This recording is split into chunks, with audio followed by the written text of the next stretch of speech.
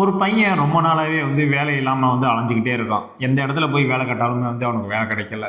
ஒரு டயத்துல வந்து பார்த்தீங்கன்னா, ஒரு பெரிய நிறுவனத்துலருந்து வந்து அவன இன்டர்வியூக்கு வந்து கால் பண்றாங்க. உடனே வந்து அந்த இன்டர்வியூ போய் அட்டெண்ட் பண்றான். அப்பாடி இந்த வேலையாவது நம்மளுக்கு கிடைச்சிரணும் அப்படின்னு. உடனே வந்து அந்த இடத்துல வந்து அவனுக்கு ஒரு டெஸ்ட் நடக்குது. என்ன டெஸ்ட் அப்படின்னு வந்து பார்த்தீங்கன்னா, ஒரு வெள்ளை காகிதம், ஒரு பெரிய வெள்ளை காகிதத்துல ஒரு சின்ன வந்து கரும் புள்ளி வச்சு அந்த பேப்பர வந்து அவன்ட்ட குடுக்குறாங்க.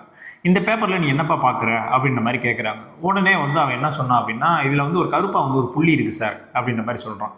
உடனே வந்து அடுத்த செகண்டே இல்லப்பா நீ வந்து ஃபெயில் ஆயிட்ட உனக்கு வந்து வேலை கிடையாது அப்படின்ற மாதிரி சொல்லிட்டாங்க.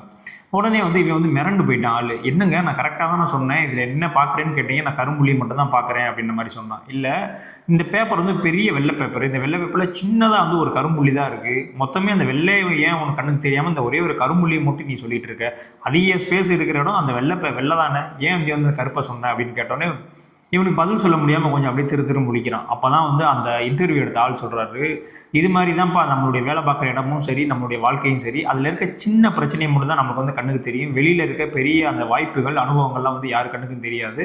அதெல்லாம் தெரிஞ்சுக்கிட்டா மட்டும் தான் வந்து நம்ம லைஃப்ல வந்து ஜெயிக்க முடியும் அப்படின்ற மாரி வந்து சொல்லி அனுப்புனாராம்.